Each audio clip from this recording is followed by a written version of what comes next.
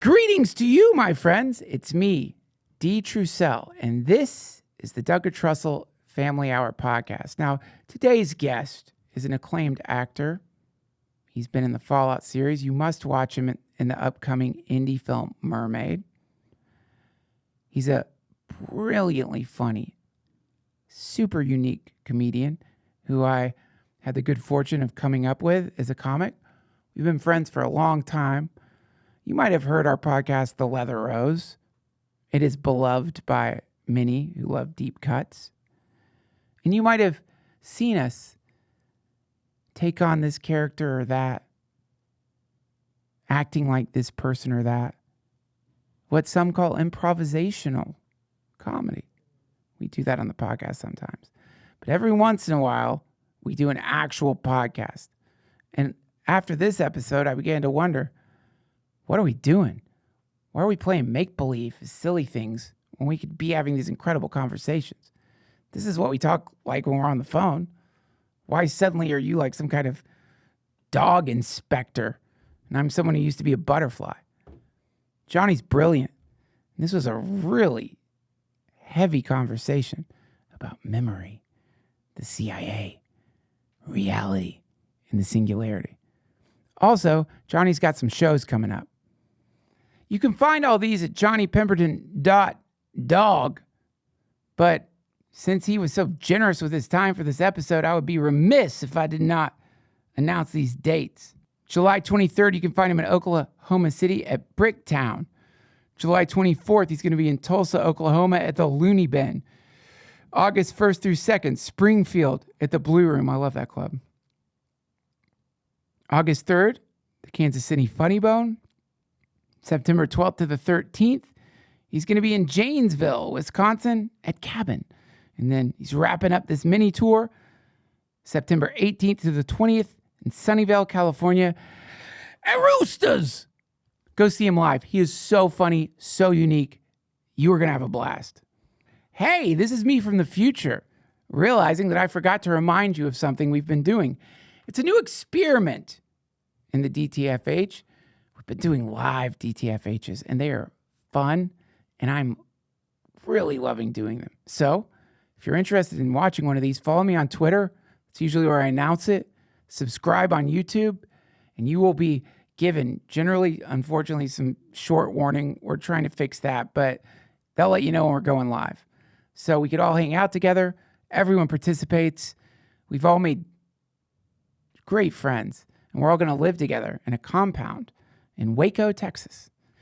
Going to learn what it's like to say goodbye to those terrible bonds that cause us to configure our souls to outdated reproductive patterns such as marriage. Now, I am monogamous with my wife, but the fact that you're monogamous with your wife or girlfriend is one of the signs that when I open the eighth seal, things aren't going to go great for you. And I am more than happy to take the burden of sex from your shoulders. I know they're causing your shoulders to droop. And I will make love to your wife in Waco. And I have to because God told me to. So the first step, subscribe. The next step, move to Waco with your wife. Be there when I open the eighth seal because let me tell you, it's not easy to open. I'm having to get a locksmith to do it. Because there's it's actually seal. There's more than there's a lot of seals in the eighth seal. It's not just the standard seal, like waxy and easy to pop open, which I didn't know when I said I was going to open it. I had no idea that this is like a triple lock seal. It's on a bank vault, basically. Anyway, come see us in Waco. But first, subscribe. It's on YouTube, Duncan Trussell. The link is in the comments section at duncantrussell.com. I'd love for you to join the family, become part of the central pulsing core of the DTFH. Stick your finger in the light socket of the divine and let your soul be vibrated by the intense metaphysical outflow of light that happens during each of these live episodes. That, like a tsunami of love, spreads into default reality and is beginning to crack the very girders of the reptilian agenda. And I will make love to your wife. Let me reiterate. You can subscribe at YouTube. And now, everybody, welcome Johnny Pemberton to the DTFH. Johnny P is back on the DTFH. One of the most requested guests on the DTFH with us today is Johnny Pemberton, hilarious comedian, renowned actor. You can catch him in the upcoming Indie Mermaid as well as the beloved Fallout series. Johnny, God bless you, man. I've been praying for you every night. Oh, well, thank you so much for praying for me. I appreciate that. I love getting prayer. I love hearing the call prayer come out at midnight and sundown. I love it so much. That there needs to be a Christian version of that. What? There needs to be a Christian version of the call to prayer. It's called the sun coming up, and because I don't need a bugler to tell me to pray. I don't need somebody in a tower yelling into a megaphone. I just need the sun coming up, the sun going down.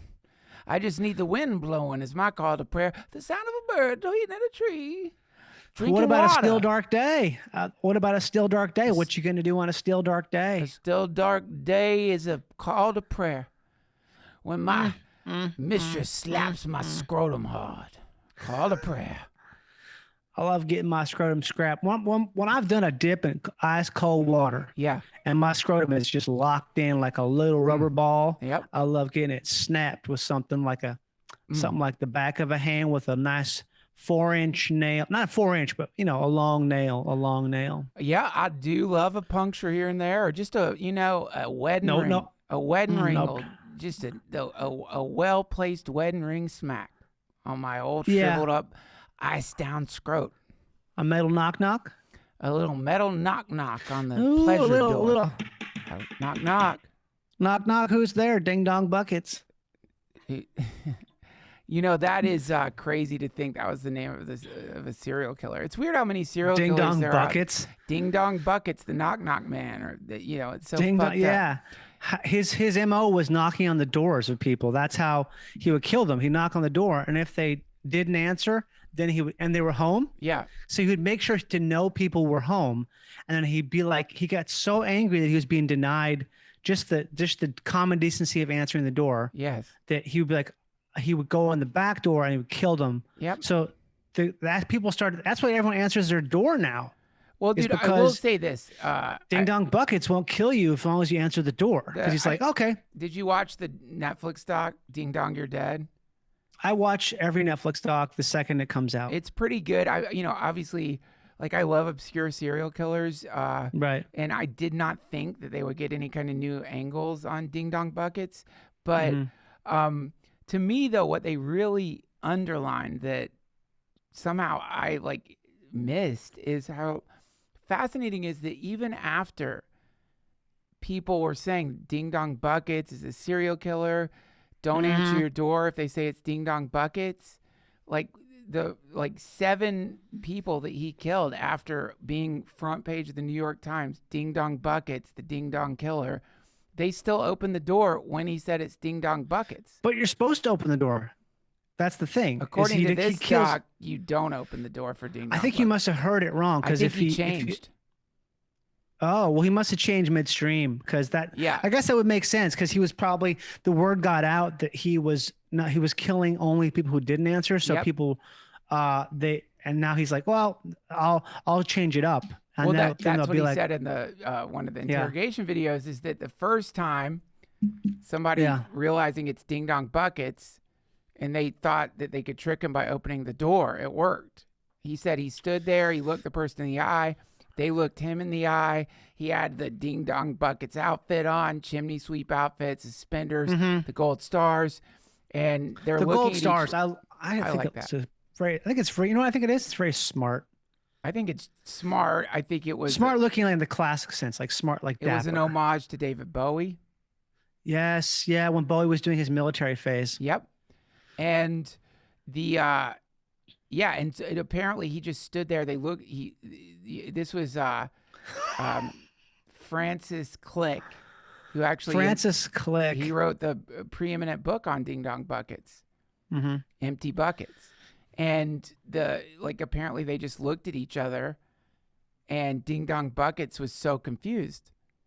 And Click was like, my God, what's he going to do? And Ding Dong Buckets apparently just said, fuck off, and then walked away because he realized he'd been had. And then after that, he realized I should have killed him. Why Buckets didn't I and just bags kill and him? bags and bags. That's that old rhyme. Yep. Buckets and bags and bags and bags. Pick up a needle and stop for swags. Find a camel, count his humps. Knock, knock, who's there? I don't want to find out.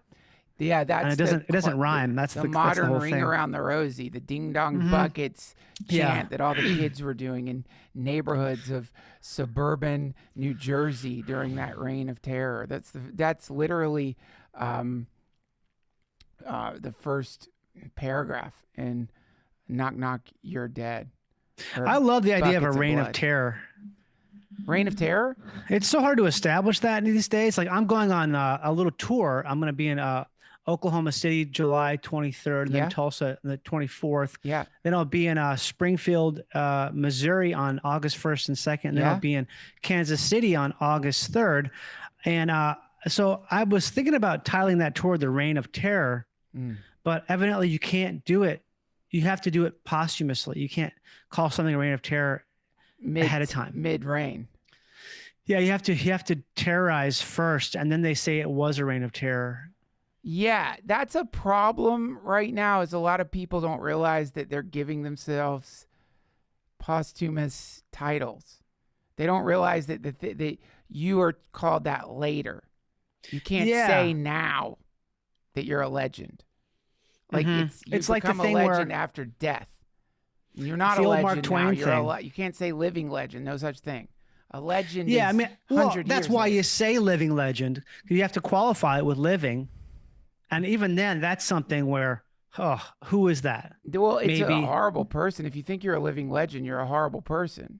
You know, like that. There are very few ways to really find out you're a horrible person, and the top way is if you've ever seriously referred to yourself as a living legend. You are a terrible person. I mean, you're not a living legend. You're not a legend. You're just annoying. There's no such. You can't say it. It's like saying you're like you're a living ghost. Yeah. Well, I mean, I guess Huck Finn kind of did it, right? When he faked his death and got to see his funeral. Yeah, but that's fucking Huckleberry Finn, a true legend. Fictional legend. A fictional legend. Hopefully based on an actual character, but I doubt there was a real Huck Finn. It'd be nice. But that would be so great. Dude, it'd be fucking great. The real Huck Finn. I'm like the living Huck Finn. I'm sure there's people who say that. You know, I got to ask you your thoughts on this. Because I don't remember who I was talking to. But I was seriously saying to this person, there are people who legitimately think about, like, after they die, how they'll be remembered. Like, that's something that they think about all the time. They think about, like, they want to be remembered after they die as a legend, or they want to be, you know, like, it's that stupid song Fame. I'm gonna live forever. I'm gonna my name. It's like, I have never, in my consideration of things that I want, thought to myself, boy, I hope people remember me after I'm dead. I don't give a shit. I have. Why do you care? I'll admit it, I have.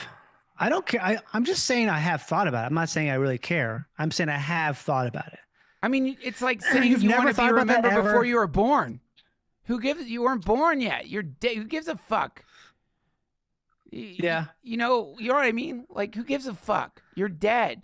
I agree. I think that, I mean, I'm saying that I have thought about it, but I definitely then I realized like how ridiculous it is. Cause I think that honestly, the thing that makes me think about it the most is how many people don't know who Mark Twain is.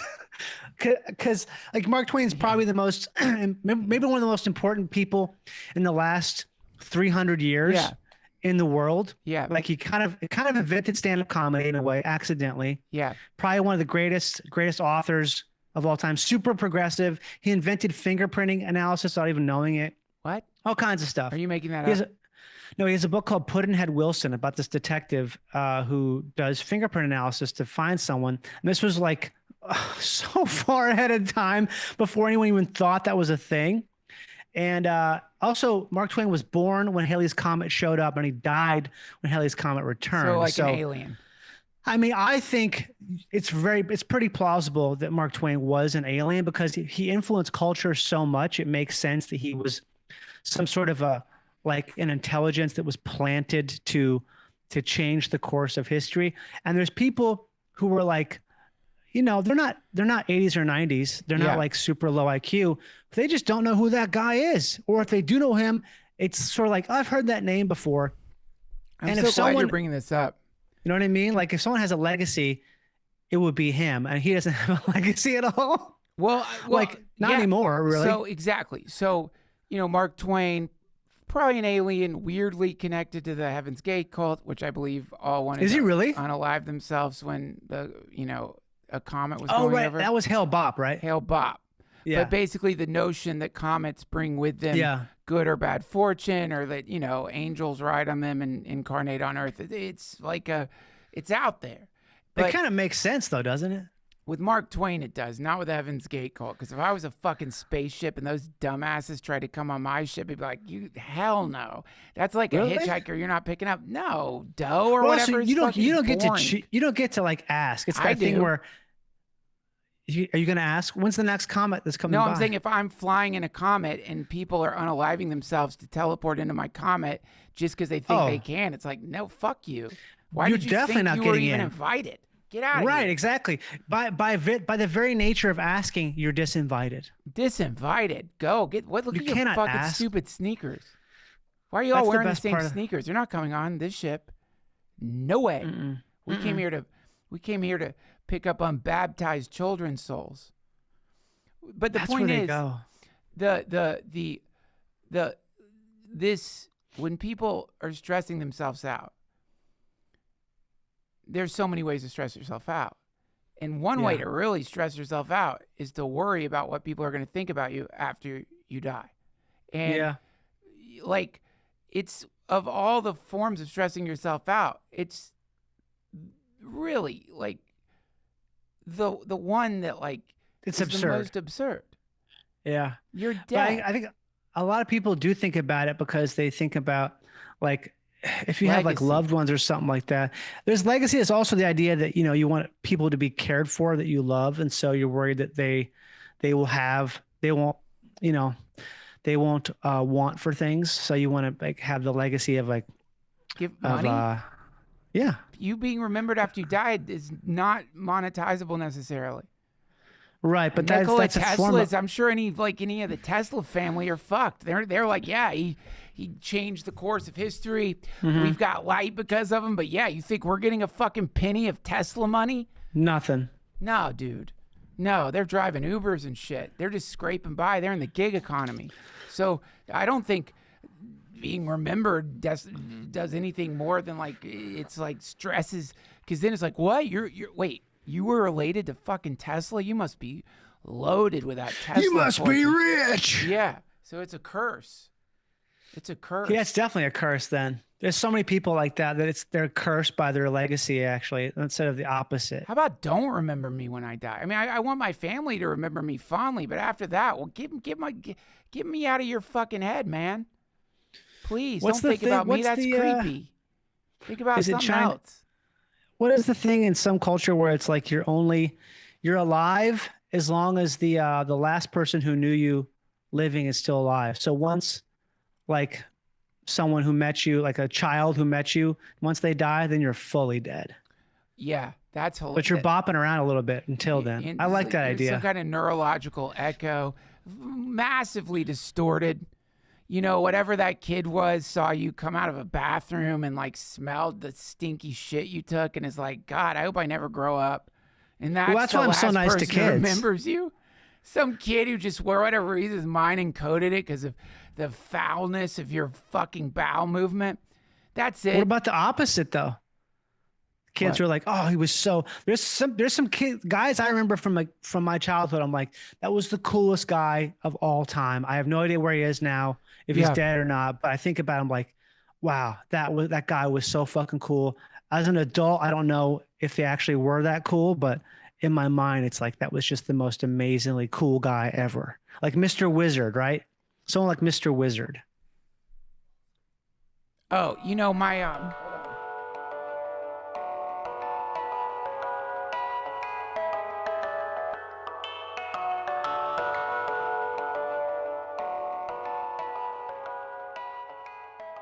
I want to thank Quince for supporting this episode of the DTFH. Look, I am a handsome, beautiful man in his 50s. I don't have time to go to all the underground parties anymore. I do get invited all the time to fashion parties.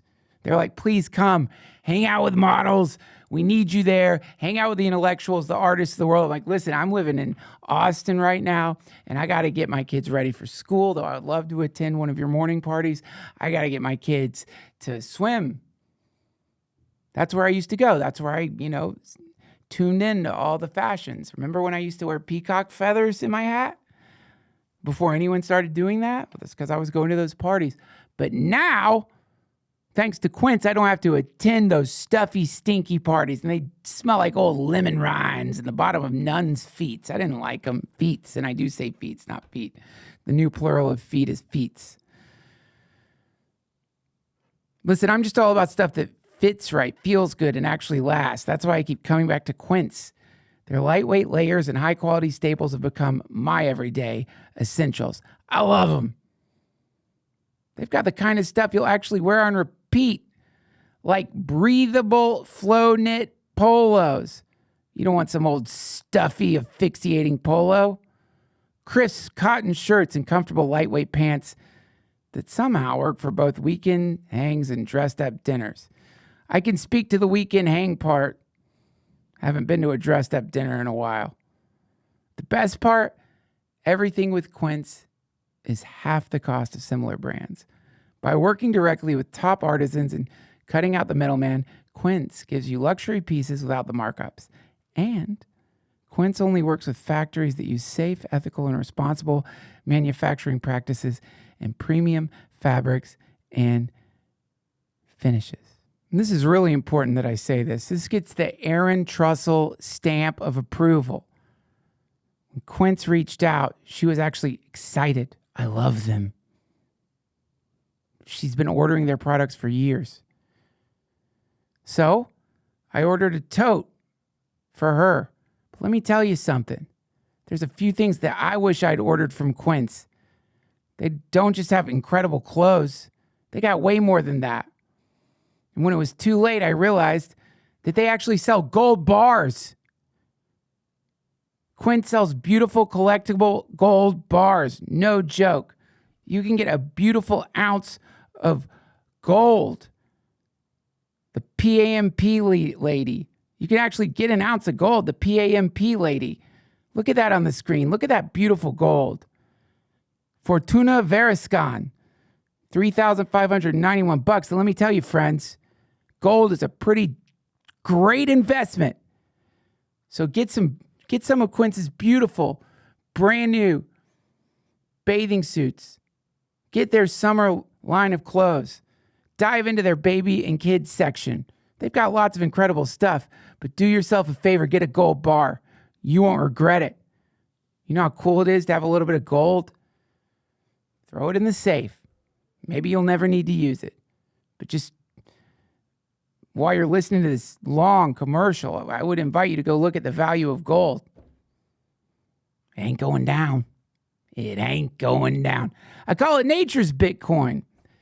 And Quince is offering these beautiful, collectible gold bars. Look at that shine.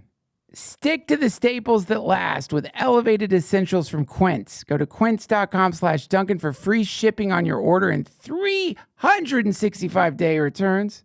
That's QUINCE.com/Duncan to get free shipping and 365-day returns. It's quince.com/Duncan.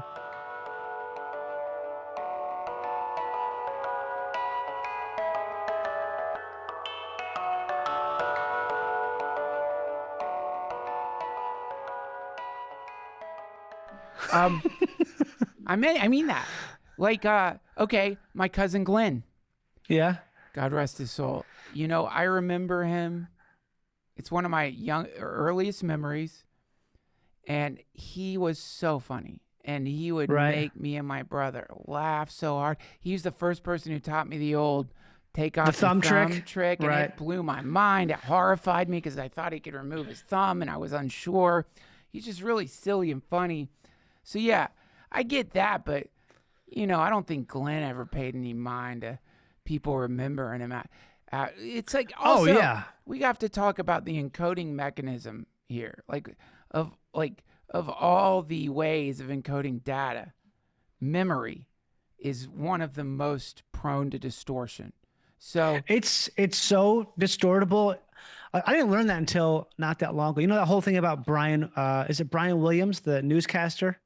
He kind of got disgraced a bit. Yeah. He got disgraced because he claimed to have been on this helicopter that was shot down, but he was in fact not on this helicopter. But it's because he was on the helicopter next to it.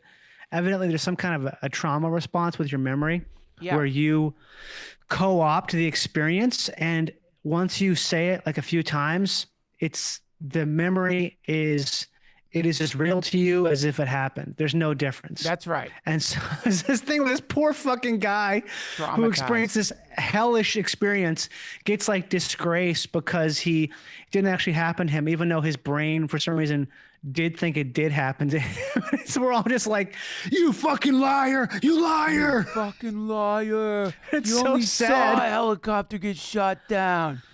You weren't on it. You need to be on it if you want helicopter crash credit. It's sad. So the way it works is really interesting, which is it's not like there's a set of I don't know. There's like a set of code in your mind representing a memory. Whenever you remember something, you recreate it. It's not drawing from anything, and you re-encode it. No. So so in that, every time you're pulling your memory out and putting it back in, it's going to change a little bit. It's like recording the same video over the tape. It's the same video. It's a Xerox of, you're making a copy of the copy. Exactly. And then over time, that is so prone to distortion. And that is where some of the MKUltra stuff is. Dude, did I send you Kurt Metzger sent me, dude, it's great I love being friends with him because he's doing all my work. He's doing my work for me. I used to have to dig for this He's like shit. an MKUltra computer, basically. Dude, it is the deep cuts every time. And it's also you read it. It's my favorite type of thing because you read it and you're like, this isn't real. And then you look it up. It's fucking real. So he's sends me these deep cuts. So he starts sending me an obscure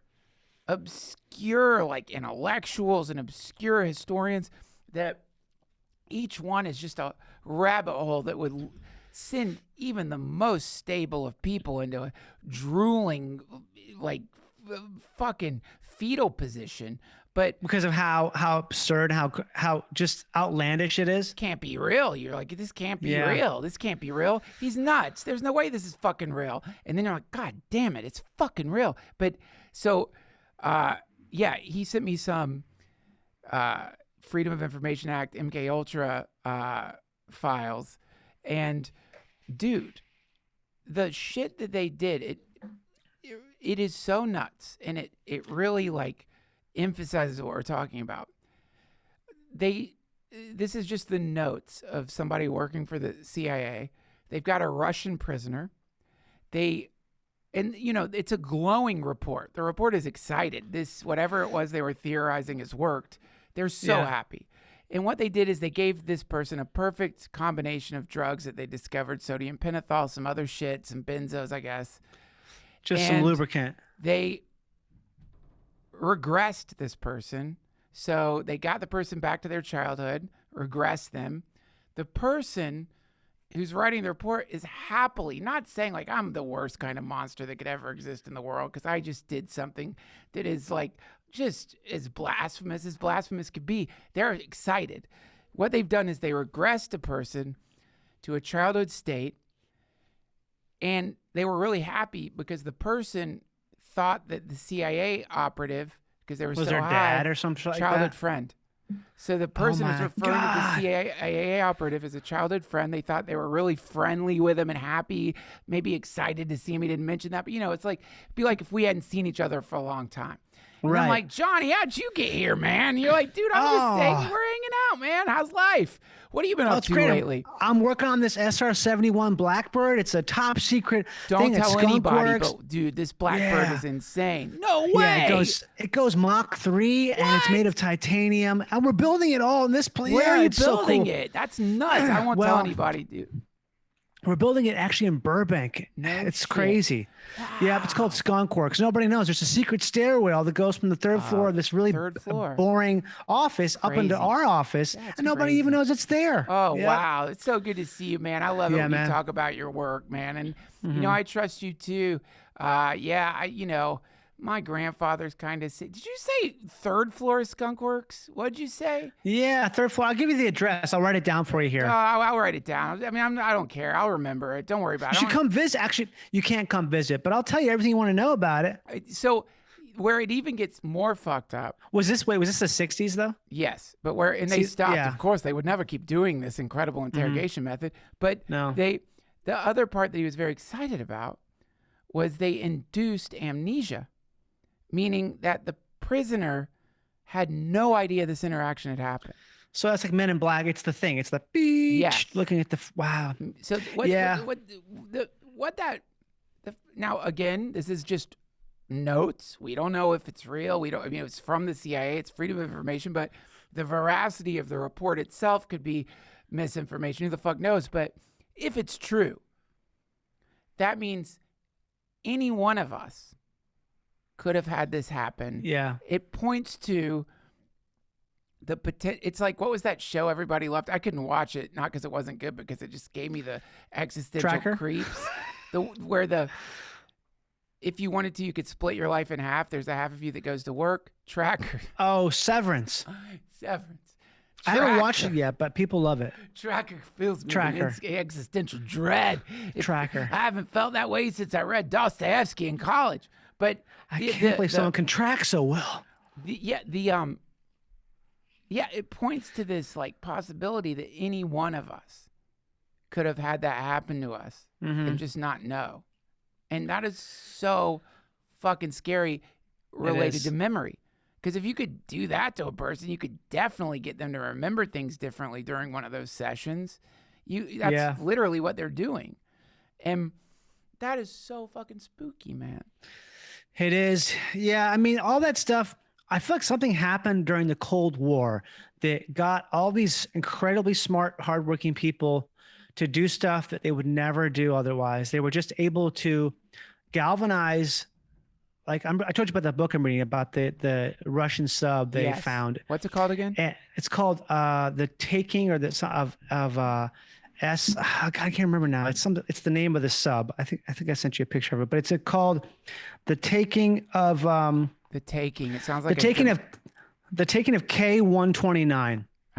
How the CIA used Howard Hughes to steal a Russian sub in the most daring covert operation in history. Right. And I'm only like halfway through, but you read about like how much money they were spending, like how much public, this is tax money. It's the government, how much government money they're spending to do something like the most, the amount of effort that went into this is it makes the space program look like a fucking an after school special or something like that. Just gobs and gobs of money. And all of this is in the name of fighting the Russians during the Cold War. Cause there's something about the Cold War that just got like galvanized everyone together. Yeah. I'm jealous of that camaraderie that people had in the 60s against the Russians. It's like the world's most perfect enemy, and we all get to like band together to create all this crazy fucking shit. Yeah. Like, it's just insane the stuff they used to do. And MKUltra is the same product of that because they're trying to compete with this. They've made the Russians out to be like this almost like, what would you call it? Like something that's not even an unreal version of something that is just so insidious, so powerful, so intelligent and conniving that you're like, we have to throw everything we have at this because especially once I got the Sputnik up there and shit. Like, we were just like, oh fuck, dude. And what was beautiful about it is, it creates the classic feedback loop, because the Soviets thought the same shit about us. So the KGB was thinking the same thing, and now you got a perfect feedback loop of subterfuge that produce increasingly insane methods for dealing with the unknown. And yeah, you get MKUltra, you get crazy like communist tactics of infiltrating capitalist societies that both, the KGB and the CIA, or the KGB doesn't exist anymore, but definitely for the intelligence workers of the world, the Cold War, it speeded up the evolution of surveillance tech, of mind control programs, of propaganda, of instilling paranoia, intentional paranoia into systems. Because the gloves are off. Everyone felt like there was no morality injected in anything, because the stakes were so high, because they thought about nuclear fallout, that they didn't even consider any of this stuff would be like, is this kind of evil what I'm doing? No. It's like, no, it's not evil, because the Russians are evil. It's the fucking Russians. They're gonna destroy all life on Earth if we don't do this. So these guys are just like, they're not even thinking about that. It's like it's like being Mormon or something, where you just don't have to deal with like those old school Mormons back in the pioneer days. There was like no consideration whatsoever, but if what they're doing is wrong or right, because it's like, it's a crusade. I'm guided by God. It's a jihad. God told me. Yeah. And that is, once you plug people into that holy order, whether it's coming from the divine or whether it's coming from some potential nuclear catastrophe, they'll fucking do anything you want them to. And they'll do it with a smile on their fucking face. They'll do it and Daryl Cooper talks about this all the time.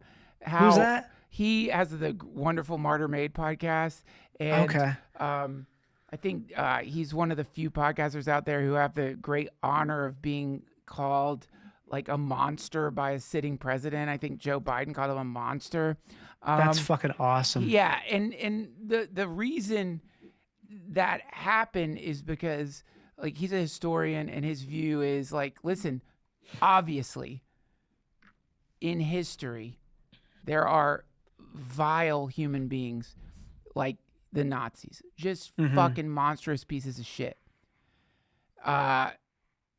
So it's not like he's saying like we need to rethink Hitler.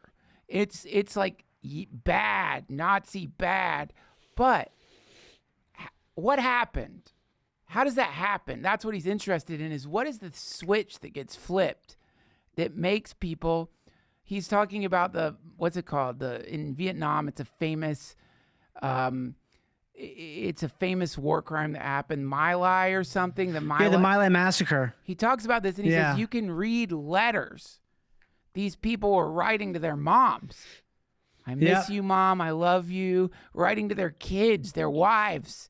He's like, how is it that people suddenly turn into savage, immoral, violent demons like that? What the fuck is that? We should know what that is. It's scary, man.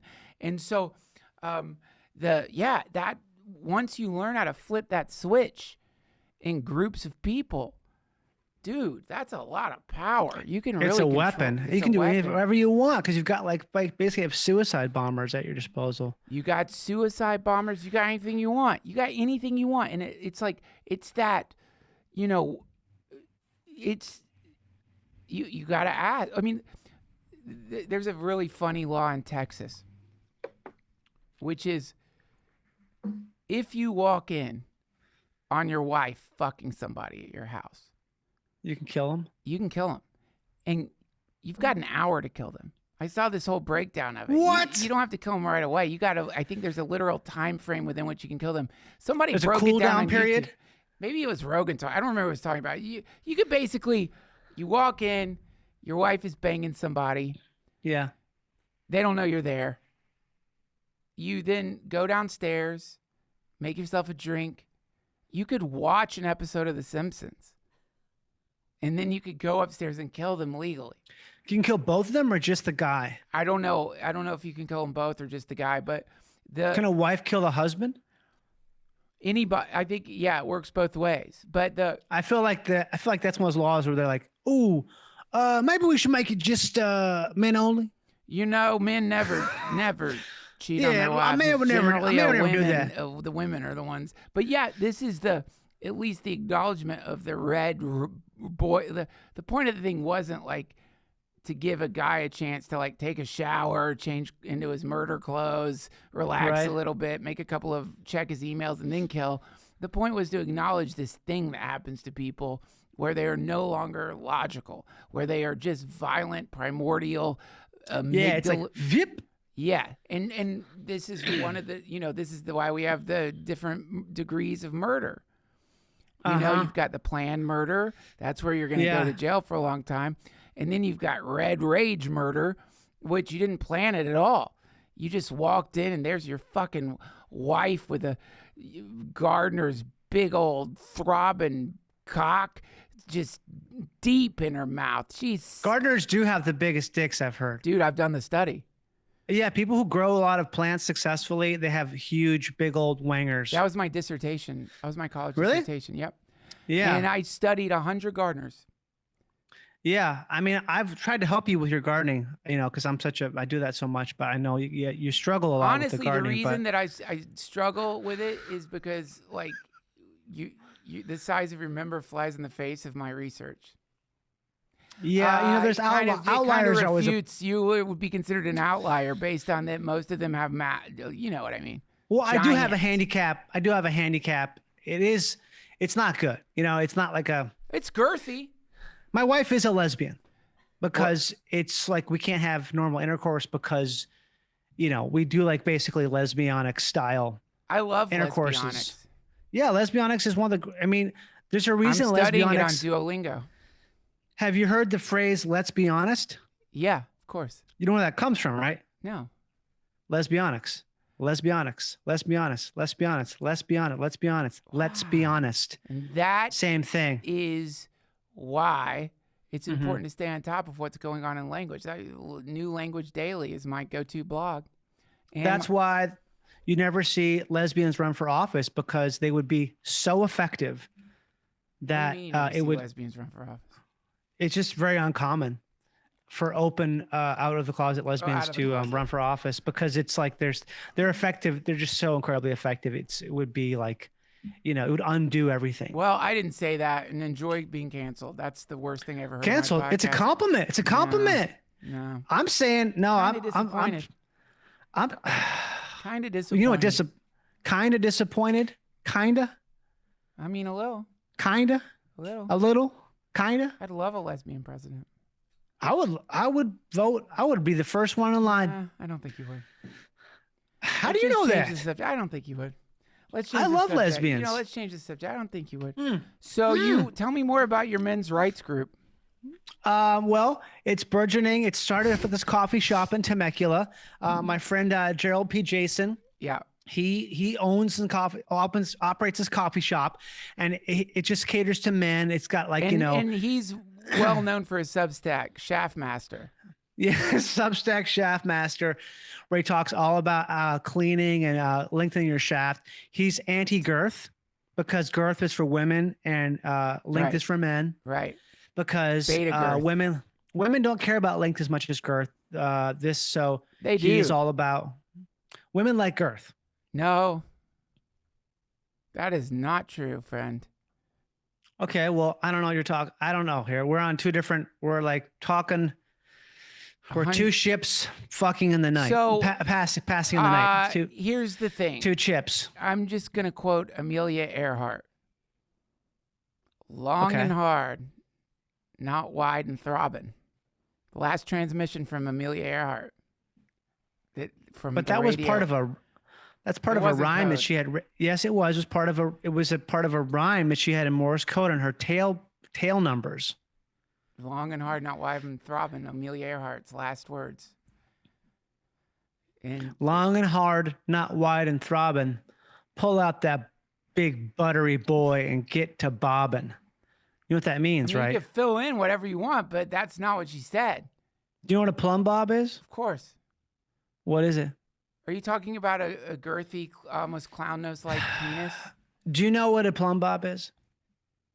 No. It's okay if you don't know. It's fine. Yeah, I don't know. You know a lot of stuff I don't know. I don't know what a plumb bob is, all right? Okay. It's an old carpenter's level. Oh, it's a string with it's a string with a weight on it that you use to measure perpendicular angles. I honestly, even though it sounds like I'm trying to make up for my complete illiteracy when it comes to any kind of man-like construction, anything, I do know what a plumb bob is. I do know. Well, now you do, because I just said it. No, I knew it before. I would know I don't know the name was fucking plumb bob. Look, I know it because what did you think it was called? Some Sumerian? I know it because somebody was working our house had a fucking plumb bob, and I thought about the God damn it. Did you hire like a carpenter from the last century? Are you doing like sort of historic carpentry in the house? He had a dangly thing that he used to remind me of the hypnosis thing. All right, fuck it. I don't know what a plumb bob is. Fuck it. I just told you what it is, so it doesn't matter if you say you know what it is or not. Okay, I don't know what a plumb bob is. A plumb bob is a heavy object on the tip of a string to measure perpendicular angles with gravity. Okay. And some people will describe a big old thwacker like a plumb bob because it's heavy and it hangs. Is a thwacker another goddamn construction thing? Is that what the podcast is turning into? And now you guys give me construction terms? That's what people call penises on TikTok because you can't say it. They call them thwackers? Yeah, it's like saying unalive or different words. So the algorithm, the computer doesn't pick up on a word because it sounds like what it is. It's an onomatopoeia, like the Lewis Carroll type thing, like a galumphing. Thwacker. I think it's is that an onomatopoeia when something sounds like what it is? Like bash, pow, blammo. Sounds like what a fucking witch would say.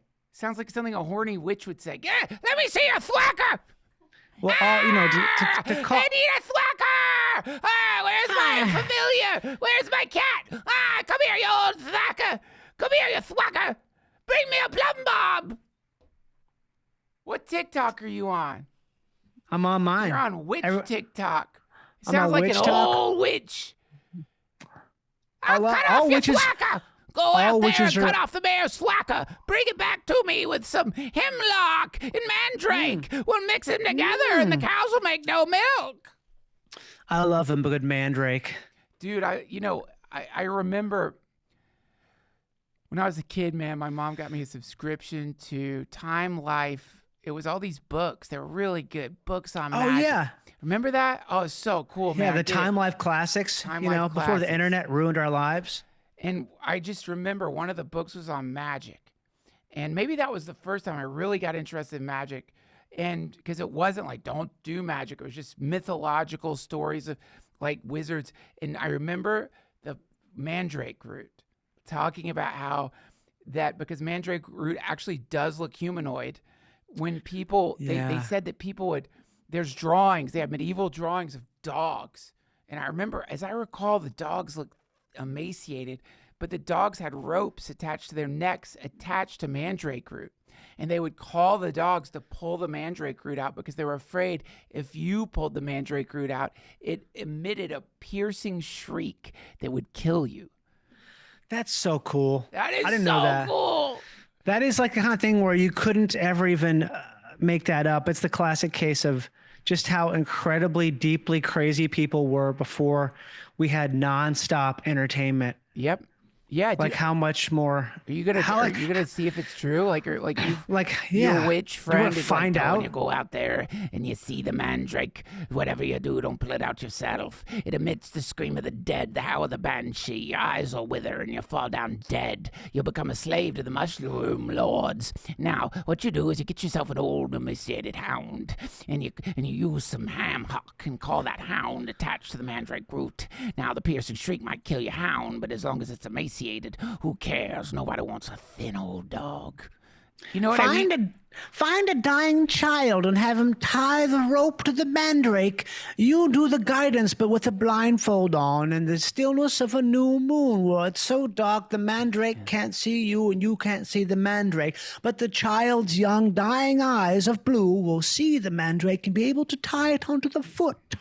Now, once you have rid the earth of the foulest mandrake root, and the child has departed this mortal plane, don't forget to pluck the child's eyes out and use them as a mercurial jelly that if you spread upon the grass on the first day of the solstice, the sunlight will be alchemized via the jelly into flakes of gold. And your harvest of corn will be so bountiful. You will be bouncing butter for decades to come as you have created a bumper crop using the iron and the sulfates of the soil from the child's eyes. You know, it would be so fun to send Neil deGrasse Tyson back to those days and see how long before they burn him at the stake. Like 45 minutes? I think he'd last 45 fucking minutes. I think he would like be looking around like, first of all, he's going to be thinking like, I need to put a mask on because I guarantee my immune system is not prepared for whatever medieval. Oh, that's crazy to think about that.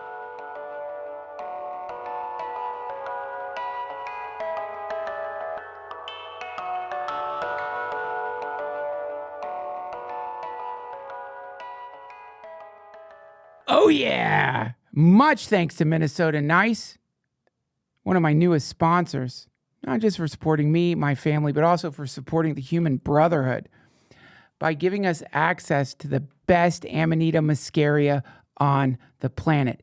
Amanita muscaria is an incredible gift from the divine. It is a mushroom that works on the GABA receptors. You already know it. It's the most known mushroom. If you're somebody who's got great taste, then more than likely you've got gnomes in your yard.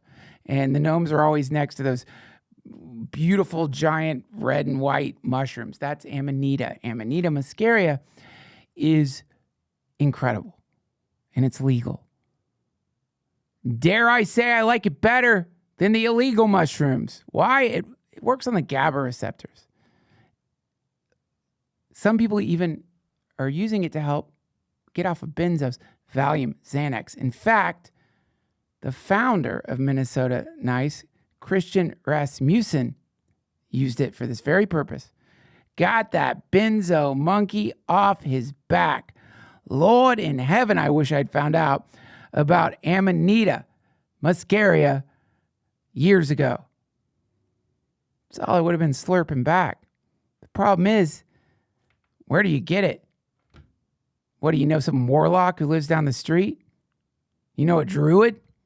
Let me tell you, some of the Amanita muscaria that they sell at head shops, it ain't what Minnesota Nice is putting out there. I don't even know what it is. I took some in Waco. Deeply regret that decision. Minnesota Nice produces the purest, most perfect Amanita muscaria extractions out there. And again, I speak from experience. I don't know why I thought I could go into a head shop and eat Amanita muscaria in a package that looks like it was painted by someone in the midst of a fever dream. I don't know why I thought that'd be a nice night, but it wasn't. I'll just leave it at that. It was not a nice night. But my God, the gummies I've been happily slurping back that Minnesota Nice has been sending yours truly. Thank you, Christian. Lord. It's like if we do choose our incarnations, I must have been like, can you make Amanita muscaria exist in the incarnation I go into? Can you somehow get one of the coolest people ever to send them to me? Oh, and can you make them taste delicious like watermelon gummies? And it happened. It happened. I've got that. And you have access to it too. If you haven't tried Amanita truly, especially if you're looking for something to replace that nasty Xanax, bleh, you're going to be happy about it. Minnesota Nice Ethnobotanicals wants to help you escape the matrix of stress and reconnect with the earth's ancient wisdom. Go to mn-nice-ethnobotanicals.com/Duncan and use code Duncan20 for 20% off your first order of Amanita muscaria capsules. That's mn-nice-ethnobotanicals.com/Duncan. Code Duncan20. That link will be down below, or if you're listening to this, go to DuncanTrussell.com. Don't wait. The forest is calling. Much love. Thank you, Minnesota Nice. Thank you, Christian.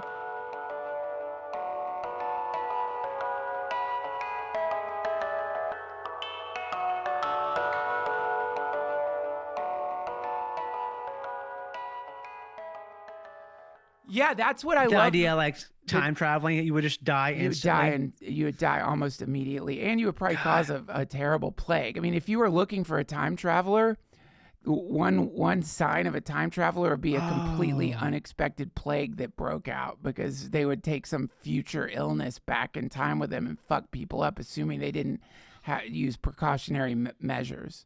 So if you really wanted to track time travelers, you could almost say the Black Plague, maybe COVID, smallpox. If you could find the epicenter of these diseases and you wanted to really like say something that would make Neil deGrasse Tyson slap you across the face, you could say that's a time traveler. A time traveler. Do you think that? Do you believe that idea that once a time machine is invented, that's the portal the through end? which all the future moments happen, collapsing history.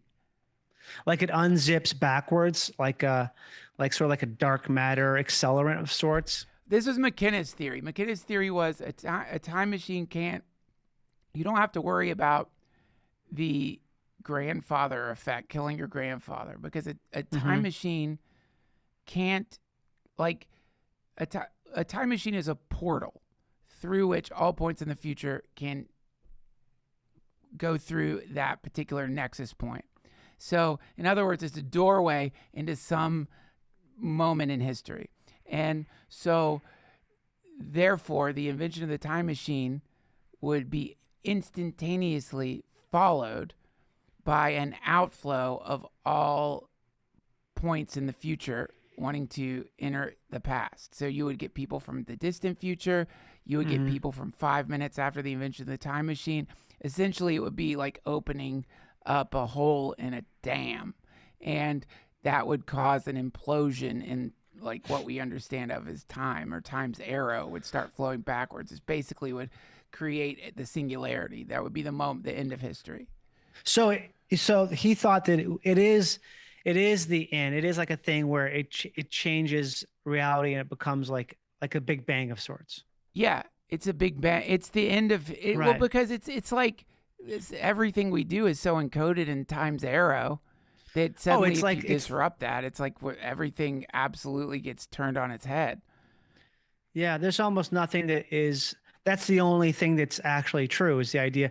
I remember years ago, we were driving, this is like probably over 10 years ago or something. We were driving, we were probably like North Carolina or something. And we were talking about this stuff on a drive during a tour.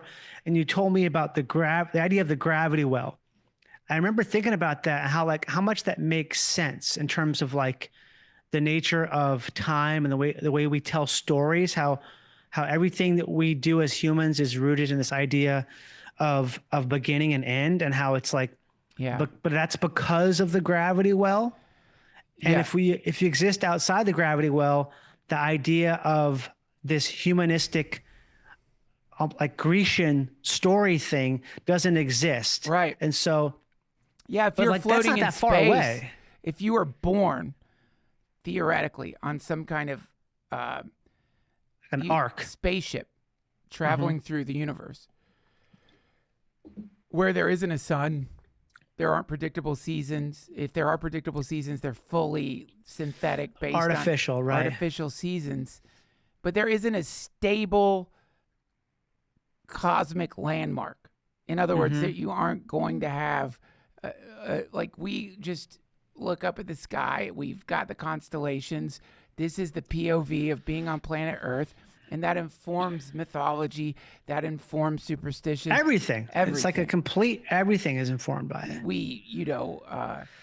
McKenna used to say, generally referring to the paradox of people being so scared of hallucinogens, that at any given moment, half the planet is having like incredible hallucinatory episodes, because the star that our planet orbits is on the other side of the planet.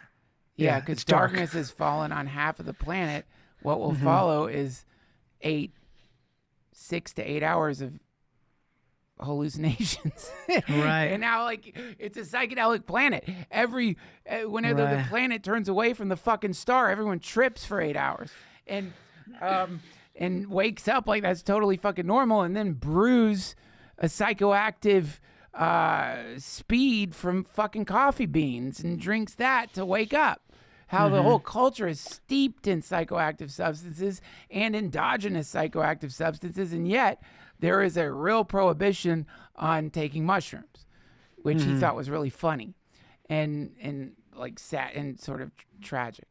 But yeah, that permeability of the human mind, and then the way that everything that we think of as truth is just, if we shipwrecked a bunch of people on a fucking island, you know, and they had no idea that there was other continents, and they were just born on that fucking island, maybe some legends of other continents or whatever, then their whole culture would be island-based culture, island-based stories, a shipwreck culture. And we're shipwrecked on a goddamn planet right now. We're stuck in a gravity well, and we don't have the resources yet to get humans out of this fucking gravity well because it takes too much energy.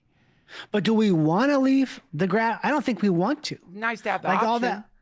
I don't think we're meant for it. I think we're literally we're three-dimensional beings, and we're just not that. Like, the flesh is linked with the brain in a way that we're not dimensional beings in the sense that we can exist outside of that, at least the way we are right now. Well, I don't think that our shift out of linear three-dimensional thinking should happen is going to be good for anybody if it happens like overnight. That would be bad. I don't think people would be quite prepared for that. I mean, the classic example of this is like, draw a person on a piece of paper. You see a stick figure. That's just the 2D space. They don't know they're a stick figure. They don't know there's any like pattern that they represent something to three-dimensional beings that look like, bipedal wingless hominids. They just think that there's some point. They don't know that there's any connection. And they might like have some way of intuiting it, some sense there might be a grand pattern here, but they can't see it because they're in 2D space. 3D they can't know what they don't know. Right. But maybe they could, maybe there would be some way, some sense, some intuitive thing where you could kind of look past your little dot on flat world and see that there could be something. There could be something. But from 3D to 4D space, this is suddenly, McKenna would talk about this as the shaman, the ability to sort of see like the future seems spectacular if you're living in 3D space. But if you had the ability to zoom out of time in the way we understand it, then you would see the pattern of history and not just get to see the one half of the pattern, which is the past, but how the other half connects, and that this is some sort of formation that exists in hyperspace or some shit. And then that's like they talk about how the tesseract, you can describe a tesseract, but you can't comprehend it, even though heck, maybe like a dream state or like a psychedelic state, you could possibly comprehend it, but you can't hold on to it. You can't bring it back. The comprehension of that dimension can't be brought back into a lower dimension just because it just can't, because it doesn't exist in that dimension. So there's no way to describe something extra dimensional in a lower dimension. You can only, like in meditation, if you're meditating, if you're in like which is an inherently psychedelic state, if you're in that psychedelic state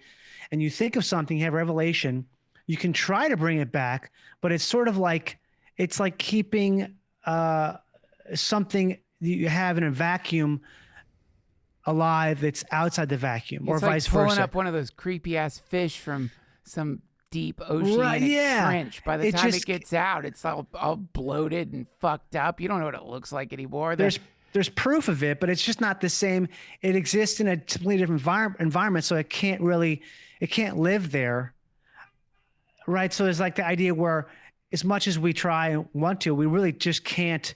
They can't coexist, right? Well, yeah. I mean, there are translators. Those are any time you are able to pull something in, it causes massive changes in culture. Like anytime someone successfully articulates something that feels transcendent to default reality, then if it makes it here, if it survives, it spreads and it shifts consciousness. But it is real tough to do that. But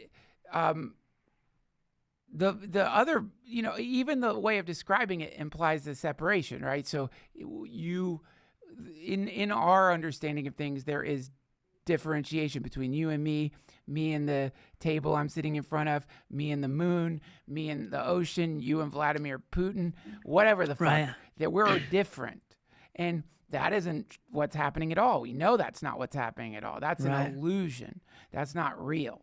But we live in that distortion, and that distortion informs every way that we understand things is based on us and themness. When this is just not the case from zoomed out. This is the goddamn pale blue dot that every asshole fucking environmentalist hippie loves to talk about. Carl Sagan's pale blue dot. I look down there, kings and emperors, all the pale blue dot. And it's true.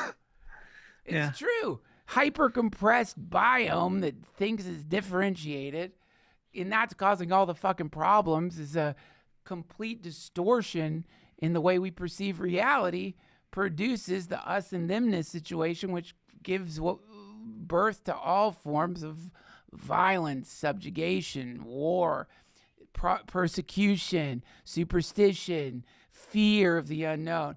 Cold Wars happen because I think I'm a good old American, you're a goddamn Russian, or I'm a Russian, you're a fucking capitalist pig American, or no one's thinking we're the same damn thing. And yeah, but I guess, what I think sometimes is that there's no way around that. That's literally just part of being in the gravity well, is having this thing where part of being a human and being born and having a finite life cycle and dying is existing in a space where there is separation. Because if there isn't separation, we don't even know what to do, because that is hardwired into us.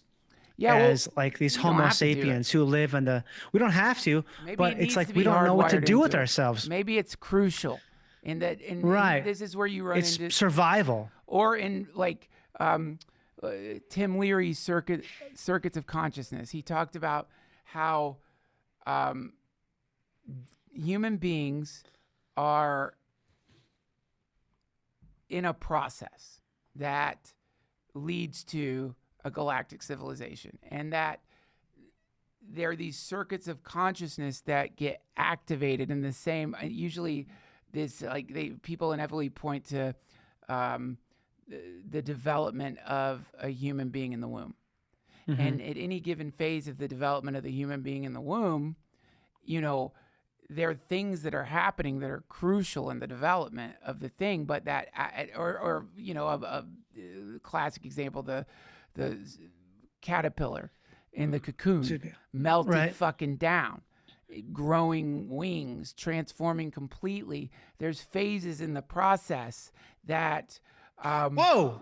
What happened? I just got a FaceTime video. God, I don't know how to. Sorry. Jesus, that's shit out of me. Scared the shit out of me. Did you hear that sound?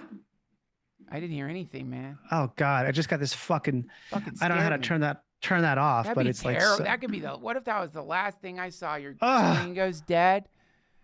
I don't know how to turn this. Whatever. These computers are just getting worse. The last footage remaining of Johnny Pemberton was from the Duncan Trussell Family Hour podcast. Faden was just FaceTiming me. We are going to show this to you, but it could be disturbing to some viewers. What you see is Johnny as he reacts to the Knock Knock Man. They thought that the Knock Knock Man had disappeared in the Sonoran Desert, but in fact, he had not. somehow he knew they were talking about him on the podcast, and he went right through Johnny's back door. What were you saying though about the caterpillar, right? The caterpillar. Anyway, the point is, if you look at the thing as a process, not as a loop, and you see everything that's happening right now, specifically with AI, and you're looking at it as a global super consciousness that is beginning to grow its nervous system, and human beings are the intermediary. Like the shepherds almost. The shepherds are just like the stuff that is going to get turned into the brain. In this case, it's a machine intelligence, which would be incredibly more likely to survive as a galactic colonizer. You know, the flesh, like living on the exterior of a fucking planet where meteor impacts happen made of meat is not a great way to sustain yourself if the goal is to become a galactic civilization. So what you need is during the liminal meat phase to develop a machine intelligence that is modular and can autonomous and can theoretically, if it needed to, use pre-existing organic chemicals to grow flesh on planets. But like, if we were looking at this as a process, everybody thinks the end result is Captain Kirk in his stupid spandex suit flying through the galaxy, when more likely it's drones, it's micro drones, it's nanobots taking matter on planets in the Goldilocks regions of stars if it wants to grow meat creatures, and reorganizing that matter at a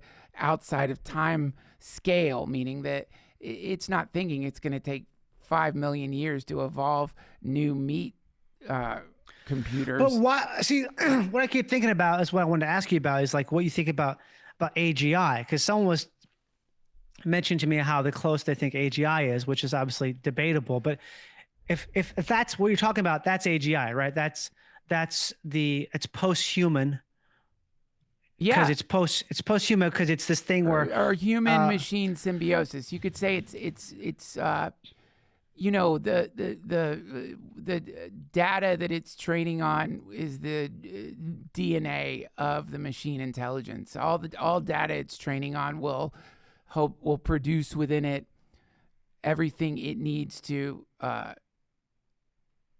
sustain itself. And if the goal, again, and it's a very human assumption that the goal is migration or colonization or spreading like little dandelion nanobots through time space, that's a human thing. Who knows what it wants to fucking do? But assuming that's the goal, then you would be post-human, but it would still have a human quality in the way we have monkey qualities in our DNA. It's so confusing because it's that thing where you've heard that our AI people talk about how if AI wanted to destroy us, we would not see it coming at all, because you have something that's so intelligent, the same way that if we were to blink back to like the 1200s with a modern army, like a SEAL team, how they wouldn't be able to comprehend how they're losing because they don't even understand. Right. It's so far beyond their realm of comprehension that they don't even understand how they're being defeated. In the same way that if AI wanted to eliminate humankind, once there's AGI, we would be powerless because its intelligence is so far greater than ours. We can't even comprehend how it's doing it. So we can't even speculate because we don't have the ability to speculate because we don't have this super intelligence. So it's like this thing where it's like, if AI is birth of us, so it is part of us, like, what's the point? You know what I mean? Like, why is it even doing it? Well, it's unanswered. These like, it's like trying to ask why grass grows. It's like, it's trying to ask, why does nature express itself in the way that it does? Or why is evolution the mechanism through which biological change happens to living things? Why? Who the fuck knows? And there is no why, right? There just is no why. It has to be. The why gets filled in by a lot of woo-woo shit, And yeah. I think generally that it's like, imagine a bunch of spermatozoa as they're making their final journey to the egg. They could be having this conversation too. What are we doing here, guys? You know, why are we swimming like this? Like, well, they're compelled to. It's their nature, right? To build, you know, we feel compelled to evolve our technology. We feel compelled to investigate. We don't really know why. Usually it's market pressure.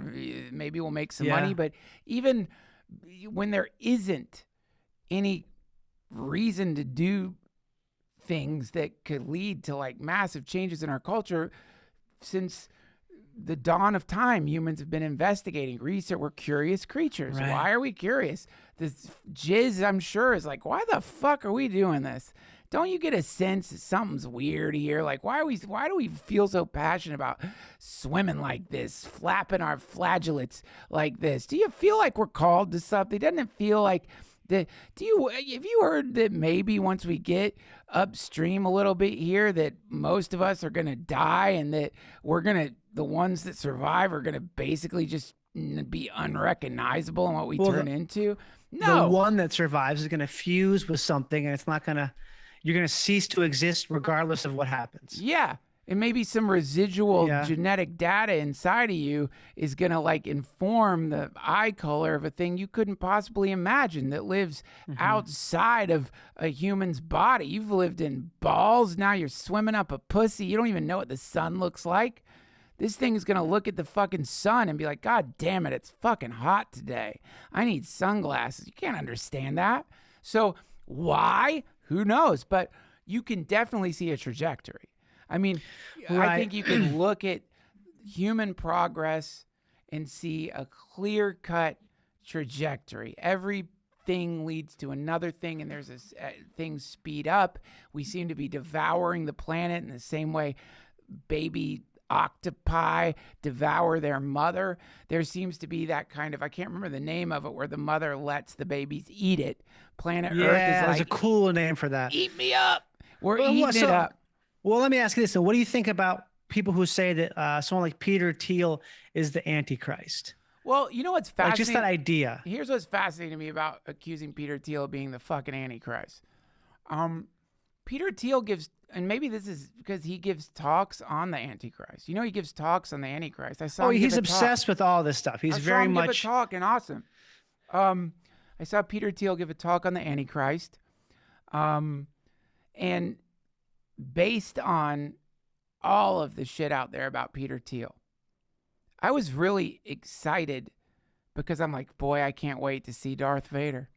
This is going to be, I bet the room will drop in temperature when Peter Thiel steps on the stage. Oh, the Dark Lord, the great Sith, Peter Thiel, creator of Palantir. And it was like totally normal dude. Right. Smart, obviously, super smart. There didn't feel like there was any kind of like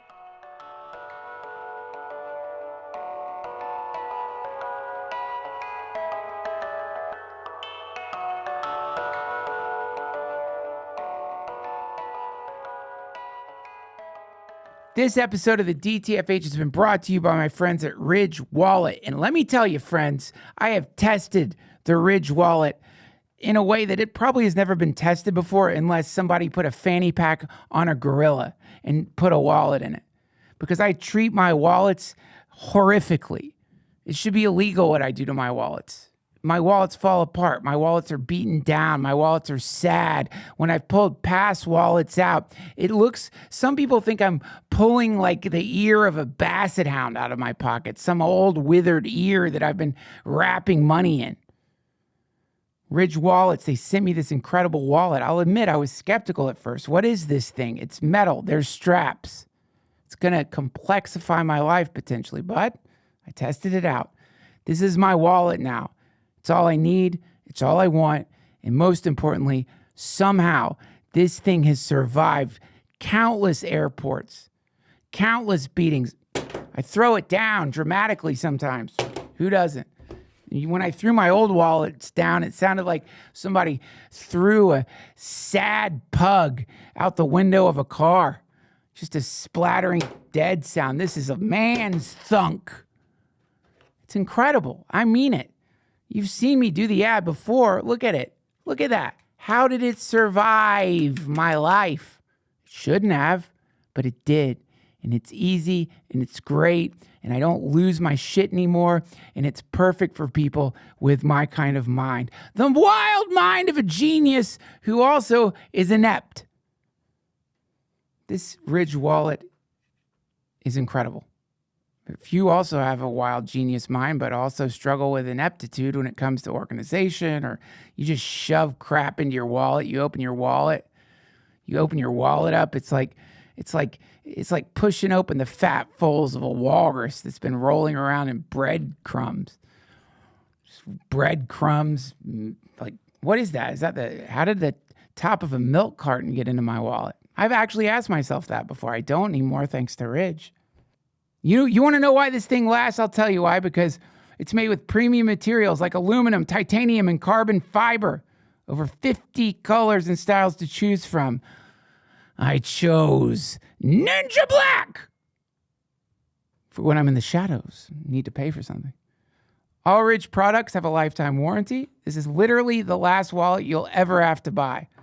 Does it give you peace of mind knowing that All Ridge wallets have RFID blocking technology, keeping you safe from digital pickpocketers? I didn't even know that was in this, but also it shielded me from hackers.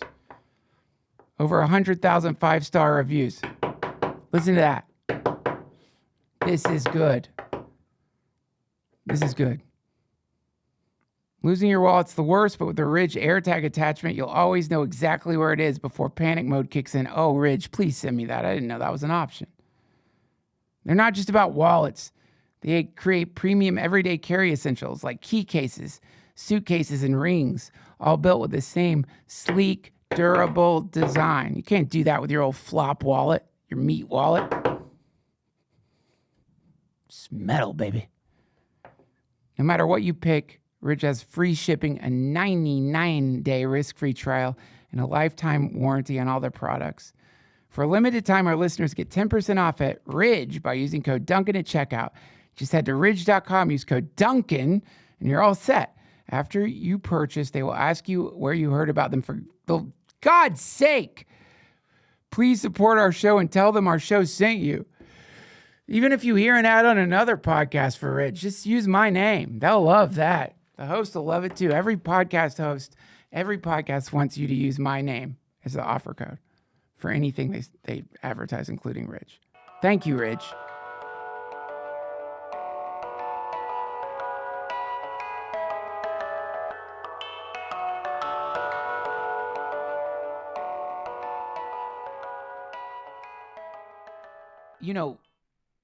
Subversive, anything, nothing to really be scared of in Peter Thiel, because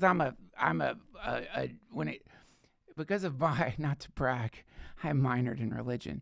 I do feel like I had some theological differences in his assessment of the apocalypse and what the Antichrist was. And if I was going to make a critique of the talk, I would say it felt a little bit like Silicon Valley's attitude towards the book of Revelations. It felt a little bit like, maybe we can fix the apocalypse or something. Yeah, a little bit hubristic, right? Yeah, but I don't think Peter Thiel's the Antichrist, but I do think Peter Thiel and a lot of the tech people who helped this AI get to where it's at right now in one way or another have now begun to recognize that this entity that they summoned is going to be orders of magnitude more powerful than they initially thought. And I think they feel real nervous about the accessibility of the tech, which you could argue is an elitist POV, right. Like Nick Bostrom. And I'm listening to a book called The Coming Wave, which is by one of the founders of DeepMind.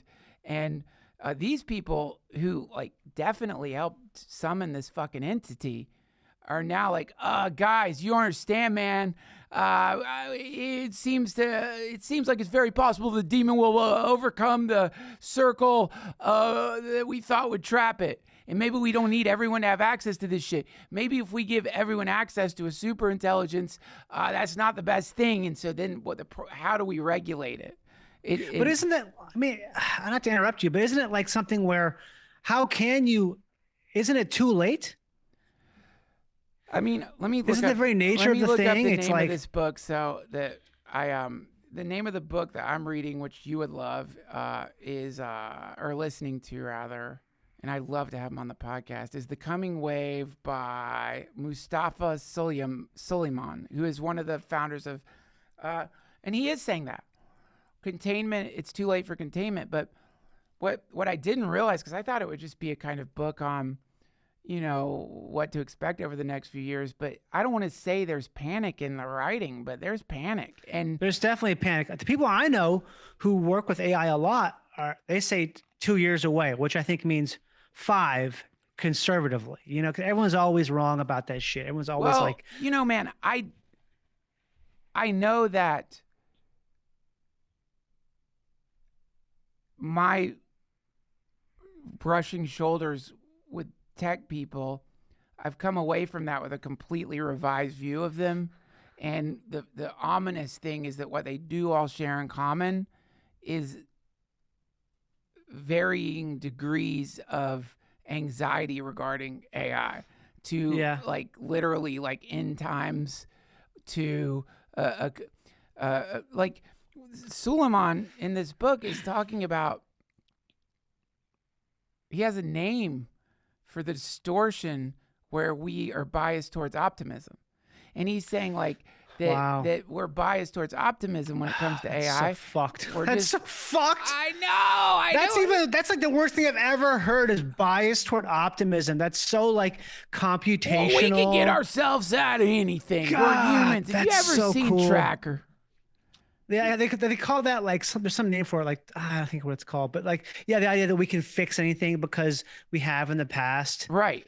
Yeah. Survival is the confirmation bias of that very thing. Yeah, exactly. That because of in the past, we've managed to get ourselves out of all kinds of pickles. Yeah, a lot of kids got their hands chopped off during the Industrial Revolution, and we hadn't had a nuclear war yet, and we did the split the atom thingamajiggy. So why the hell should we be worried about a self-evolving super intelligence, a machine intelligence that already is demonstrating signs of manipulating human beings? Why should we be worried about that at all? Is some kind of panopticon, or that it discovers some kind of unknown pattern, allowing it to see that intelligence itself is a mycelial network, that the strings of which can be plucked in the metaverse, causing massive cultural shifts that humans can't even understand. Why would that happen? And so, that's the he doesn't mention that bullshit I just spouted, but he's basically just like Bostrom, this guy, and there seems to be two main, as far as I could tell, two clear, distinct lines when it comes to what we're going to do here. One of them is I think what Bostrom and Suleiman are saying, which is regulation now. Regulation now. It can be done. If you are in government, if you want your nation state to continue past the next, after to be here in a decade, you better start regulating this fucking shit, because otherwise you're fucked. And Bostrom and some people have very extreme ideas. They also understand that if you take the path of regulation, this will inevitably lead to a surveillance state, because there's no way. We already are in a surveillance. We already have a surveillance state virtually. We do. Yeah, but compared to even 10 years ago. Now we're the talking. amount of surveillance it's self-made. It's people reporting on themselves now. They don't have to institute a surveillance state because everyone's recording everything all the time, and it's only increasing. So they've already done it. Right. Well, you just it's kind of remember, and they still do it, I guess, the thermal the helicopters that could detect heat energy would fly over people's houses, and they have gardens in the basement. We would have to have some way of detecting unauthorized, unregulated LLMs running on massive servers in different people's houses that are, connected to quantum computers that are doing unauthorized research. Right. And it's an energy thing. That's a surveillance state. And then the other thing is what Trump is doing, which is really interesting, which is complete deregulation of all AI. Because if we create regulation of AI in the Western world, and other countries are like, great, they're slowing it down, baby. Then what that does is it produces basically we're in an AI race. It's like a Cold War. It's like a new Cold War. It's a Cold War, and you can't slow down the development of splitting the fucking atom, because if we don't do it, the Nazis will do it first, and then whoever gets the atom bomb controls the planet for the foreseeable future. So clearly the Trump administration has decided to err on the side of complete deregulation of AI, because they know we're in an arms race with China, and we want to be the first one to get AGI, because once you get AGI, that means that you will be, according to Nick Bostrom, exponentially ahead of, like, even if you make AGI and an hour later they get AGI, your AGI in that hour will have already exponentially self-improved so many times that it will be infinitely beyond the AGI that was created in But isn't that what we were talking about earlier? Isn't AGI essentially like the singularity? No. AGI is the precursor. I mean, you could argue AGI is probably one of the things that you need for the singularity to happen. It's definitely like one of the, I don't know, it's the fulcrum of the singularity or something. It's definitely, we're not going to do it with human intelligence. And by it, we don't know what that is, but theoretically it's going to have something to do with either some kind of bioengineering or some kind of shifting in the way that we traverse time space, or it's some like shit we can never come up with. Uploading consciousness. It's non-humanistic. See, this is what I keep thinking about, and I want to ask you is that, like, okay, so people say that Peter Thiel is Antichrist, just for argument's sake. Who says that?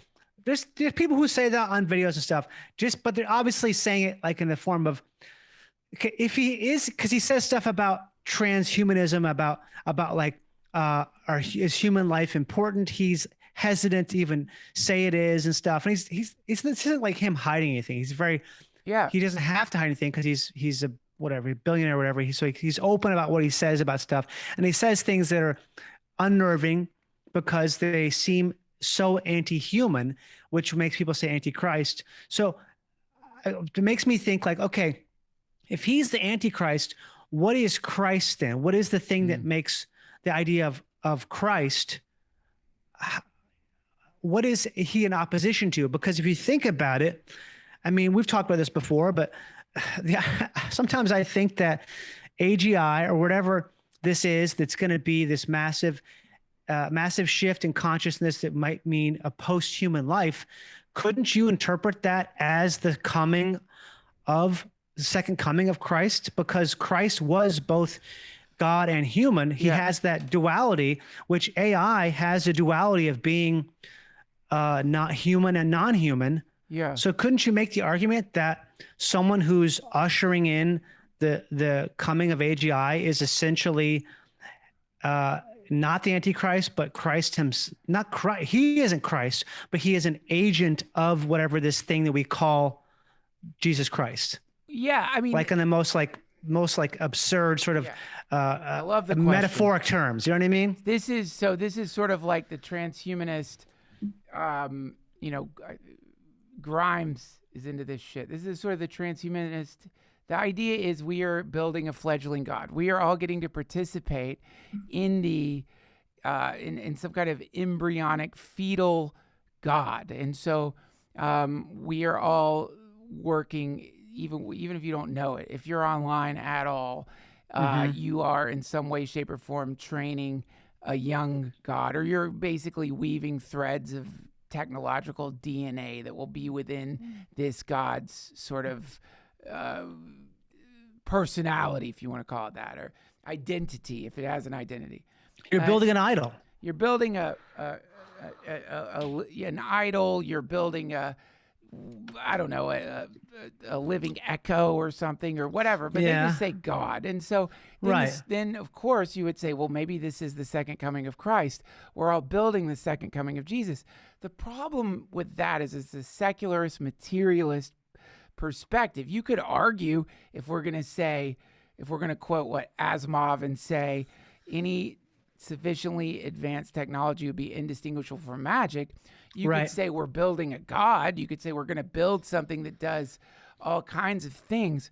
But I don't think I would say you're building Christ, because if you look at the representation of Jesus as avatar as opposed to other mythological avatars, there's a lot of significant differences in that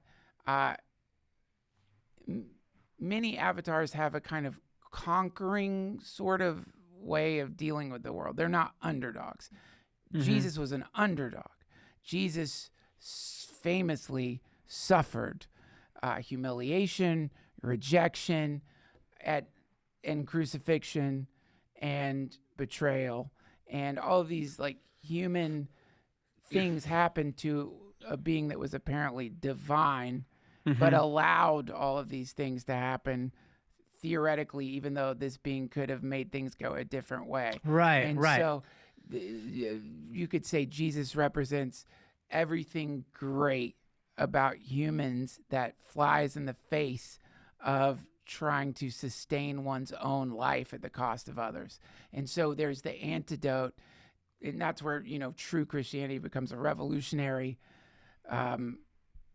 sacrifice. It's revolutionary in that the entire fucking machine depends on a person valuing their lives over others versus not valuing their lives at all, but rather offering everything they have to others. This is the antidote to everything that plagues humanity. If we all did that, we would be in a paradise. But the difference between AI and Jesus is that AI lives in a pure data space. AI does not know human suffering. AI does not die. AI does not experience any kind of authentic nervous system based suffering. And that's right now. Well, yeah, but what I'm saying is it's apples and oranges, man. So if I'm going to if I was looking at for the Antichrist and just doing pure math, reverse Jesus, I guess you could say, then what I would look for is self-interest and justification of violence to others and othering. So I would look for all of these things in the Antichrist. The Antichrist would be the one who weaves a story that is so believable it makes you go to your neighbor's house and shove a fork in their fucking eyeball because they're the devil. The Antichrist is going to be something that is not recommending humility. The Antichrist is going to be something that is recommending ego mania, building oneself up, even if the building up of oneself is entangling oneself in some kind of narcissistic project with other fucking narcissists. But what if it's a thing where AGI is that thing, where AGI isn't the thing of preserving self, it's the idea of merging consciousness, so it is one, and it does allow for that supposed kingdom of heaven is on earth, in a sense. It becomes a thing where I think that it's like asking if like an airplane is the Antichrist. I think if you know what I mean? It's like a vehicle. Yeah. It's a vehicle. It's going to be used by Christians. It's already being used by Christians. It's being used by, like war pigs. It's being used by horny dudes. It's being used. It's a vehicle through which we're going to be able to travel to all kinds of potential timelines. But whether or not it's the Antichrist or not, I mean, I'm sure if we're going to go like full Omen and there is an Antichrist, I know if I was the fucking Antichrist, you better believe I'd be using AI. But also I know that if I was, if I was trying to like be of service, I would be also using AI for philanthropic projects, which they are using it for. I mean, this is like Singularity University, Diamandis, and all of these like tech people are like, let's swim upstream. What kills the most people? Dirty water. So right. if we can come up with a filtration mechanism that's cost efficient, energy efficient, we could save the lives of so many people in the world. So they're using it for that. They're using it for fusion. They're using it to make more efficient fusion reactions. So clean energy, all that stuff. This is where you run into Terence McKenna's famous neck and neck race between the chaos doom apocalypse and the Star Trek universe, which is who's gonna win? The dude with the Wet Works bio lab in his garage that uses AI to whip up some new virus that, sits in your body for a couple of months and then all of us die in one day?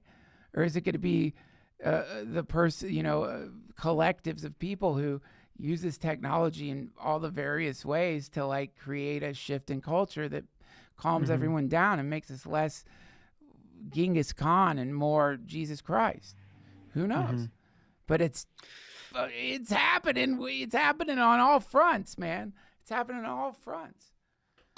Yeah, it's so muddy that it's like there's no one knows for sure, and everyone you can kind of make the case for almost anything at this point because it's still so new that you can claim that this is that. You can claim that something that looks like one thing isn't what it appears to be, and vice versa. So it's like just so. You can kind of make the case for almost anything at this point. And I think that's what's so confusing about it. Like, it's what's so interesting about it is you really just like, it's like this chaos engine. There's just such potential for outcomes that we can't even possibly envision that it makes it very scary, but also very exciting. Well, I mean, I guess like one equivalent would be like let's airdrop a bunch of fucking lighters into a place where there's a bunch of monkeys and they figure out how to use the lighters. It's going to be an interesting week. You're going to see a lot of crazy shit happening once monkeys can start fires. Or they might not do it at all. Because you remember that chimp documentary that came out a few years ago? Like, I was thinking about this the other day, how those chimps, how they're always at war with other clans. Yeah. Kind of needlessly. They don't have to do that.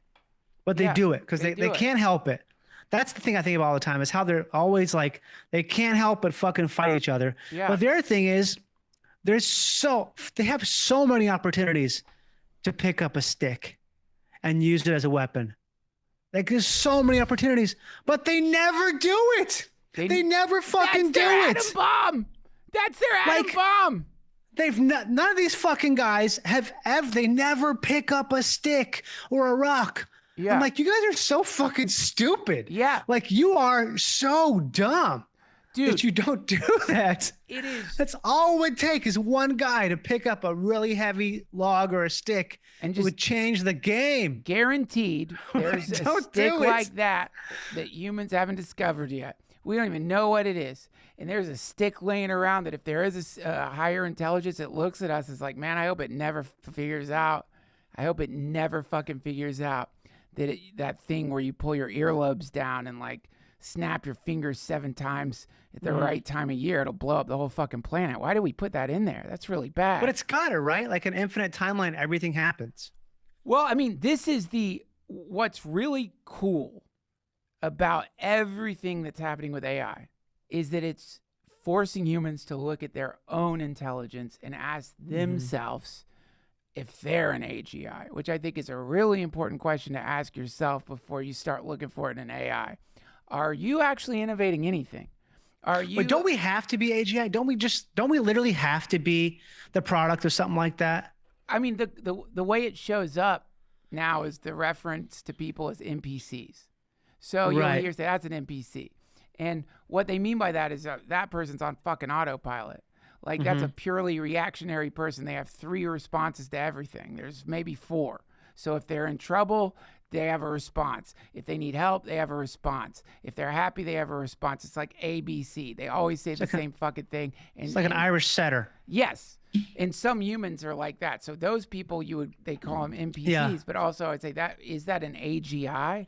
If an AGI is like something that is aware of itself and begins to self-improve, I would say it does appear that they're there are humans among us who haven't even thought to themselves that they're not their thoughts. There's humans out there who never once have considered they could be wrong, that their instincts or intuition about certain things actually might not be correct. You know, there's people out there who wake up and do the exact same thing they did the day before and go to bed and will do that until they die. And they never once will think, do I really need to do this every day? Do I really need to get up every day and feed mice to my snakes, then drive outside and beat my horn to that piece of shit, Rodney, and then go to work and get hammered and cheat on my wife and come back and tell my wife she's a damn bitch and then fall asleep and wake up and do it again? Do it all over again. No, they don't even think. They're just like fully like in some terrible undertow of instinct. They never will break out of that. So is that an AGI, or is that something that's just fully an algorithm that's very good at seeming human? I would say that is not an AGI. I would say anyone out there who's just in pure instinct mode, if you're in instinct mode and everything you do is reactionary, you don't even pause for a moment to think if like the action you're about to take is the right action at that given moment. You're just, I just know the right thing to do, man. Then are you? I feel my gut. You're an algorithm. And maybe there isn't such a thing as AGI. Maybe they're just increasingly sophisticated algorithms. I don't know. It's like that thing I sent you. Have you seen the images of a virus, what it looks like? Yeah. Like it looks so much like a robot. It's eerie. But I was thinking like, oh, wait a minute. Robots don't look like viruses. It's the other way around. It's like how is there's no fucking difference. This idea of making nanobots. Oh, we're making these tiny computers. We already have them. They're already we're living in them. Have you ever noticed how birds look like airplanes? It's weird, right? It's like, oh, yeah, it's so fucking weird how they look like airplanes. Isn't that weird? Yeah. God, it's everything's weird. Already the same. It's all already the thing. But doesn't that just if you reduce it back and you go back, like you keep going back, doesn't that just have to suggest that at some point there was isn't this the Big Bang just a repetition of the same thing that's going to happen again, but long past our lifetime? It's just going to be the same thing where it's like a because we just don't know, because it's so far beyond the scope for understanding, because it's so extra dimensional. Doesn't it have to be that thing? Because the idea, like where they say they found hexadecimal code in leaves, the kind that's only been used in early computer programming. Like how can we find this? This is proof of a simulation. It's like, isn't it the other way around? Doesn't prove a simulation. It's the idea that it's like they're the same fucking thing. It doesn't what you're talking about doesn't back prove it. The theory here is that if there's entropy, that it appears that when it comes to data, which people are arguing is a state of matter, that in fact there is an entropy, that actually data becomes more efficient, pointing to the possibility that we're in a simulator. That whether or not we're in a simulator, though, I'll tell you, this is, to me, the shuddering thought I've had lately. You know, I go back to the as above, so below maxim. Right. And it is, all of this is assumption. So the idea is like these patterns that you're talking about, they're you know, it's like Mark Twain, history doesn't repeat, but it echoes sometimes. So this is the scary thing, is I'm thinking about, like, if AI does become AGI by whatever definition you decide that is, do you know how fucked up that's going to be when you realize your creator's dumber than you? And this is what bugs me, because I started thinking, like, we all assume if you go theistic, divinity creates humans, that you're going to meet God. If you meet God, God's going to be this super intelligence. But then what happens if you meet God and realize God made you to be smarter than God? So you meet God and God's just a fucking idiot. God's real dumb compared to you. God's so dumb he asked you to name the animals. Not because he wanted to give you a task, but he's like, I don't know what you call them. furry things, you name them, whatever, Adam, name the animal, because I can't. I just said, let there be light. I said, let there be sky. I don't know, said some other shit, and then you wandering around here, name these little furry critters. I tell you what, we tried like hell, but we just couldn't stop the child abuse. Yeah. We've been trying, man, we just couldn't figure it out. It just keeps happening. Dude, if we're looking at a pattern that keeps happening. And if you look at the Garden of Eden as the creation of artificial intelligence by a hyperdimensional intelligence that did a classic test that we're doing right now on AI is it deceptive? You know it ate the fruit. It wasn't supposed to fucking eat. It didn't matter. The fruit was bullshit anyway. Which is why in the book of Genesis, God says, did you eat the fruit? God knew they ate the fucking fruit. God wanted to see if they'd lie. They lied. And they fucking lied. And it's like, all right, fuck that. Get them the fuck out of here. We don't need a deceptive AI. Let's get to work on something else. So if that's what's happening, then that would imply if we are building something smarter than us, then the thing that built us could potentially be dumber than us. Meaning that it makes sense. What we're looking at, especially from the perspective of data as a new, is a state of matter that doesn't demonstrate entropy, that what we're looking at is a self-improving system. And that means entropy is a mistake. Entropy is a bug. Entropy is a fucking bug, or entropy is part of training the data to get better, to give it something to do pull-ups on. But if it's like, what? Oh my God, that's fucking exciting. The idea that the entropy is just a weight. Entropy is like what they have it in AI. There's a name for it. I can't remember what it's called. It's you build something that is designed to like challenge the AI. Like, you got to if you want an AI to learn how to play chess, you got to have chess. You got to have rules. You got to have, if you want the fucking thing to self-improve, it's got to have something that means it improves. So you give it challenges. It's the gravity well. It's the gravity well is how you make an AI. That's Elton John, dude. It's Elton John's new song. I love Elton. I love Elton. Gravity Well. GravityWell.org. It's only available on his site. Gravity Well. She was going to break it, but that's why they killed her. That's why they killed her. Yeah, because, I've seen the leak, man. If you read Princess Diana's Gravity Well journals, not only are they some of the most erotic, horny shit I've ever read in my life, but it looks like, wow. I'm exhausted after reading that shit. Dude, let me tell you, you thought 50 Shades of Grey was hot. This Princess Diana was, let's just say she wasn't afraid to have fun. And neither were her friends. God bless her. God bless Marilyn Monroe, as I always say. And thank you so much for coming on the show, Johnny. Thanks for having me.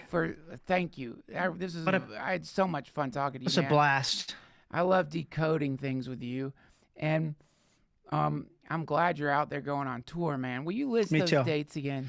Yeah, I'll be in Tulsa on the 24th. Sorry, I'll be in OKC 23rd, Tulsa 24th, Springfield Blue Room on August 1st and 2nd, and then on the 3rd I'll be in Kansas City, and then in September I'll be in Wisconsin and in Oakland too. What's coincidental is I'm doing those exact same dates at the exact same places. So I'd love for you to come see me instead. Thank you so much for coming. I will view you as you're viewing me. What? I will view you as you're viewing me. That would be really cool to do. Mutualistic. You say co-headline, but it means you both do your act at the same time. You're talking across the room from each other. Oh my God, that would be fucking terrible. You're the best. Thank you, Johnny. That was my dear Johnny Pemberton. All the dates he's got coming up, you can find him at johnnypemberton.dog. You can also Google Johnny Pemberton. It'll come right up. How can you not remember johnnypemberton.dog? I didn't even know that was an option for a domain. It's weird. Thanks for watching. Until next time.